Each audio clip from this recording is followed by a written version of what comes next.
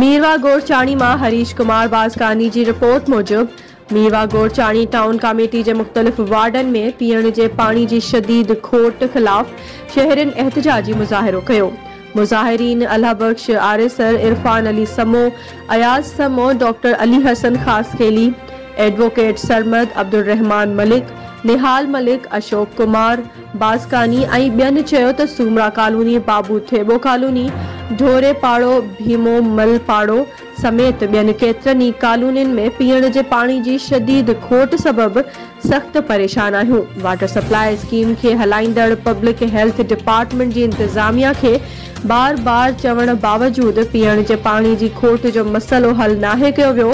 उन्हनि वस वारनि खां मुतालबो कंदे घुर कई त पीअण जे पाणी जो मसलो फौरी तौर हल कयो वञे।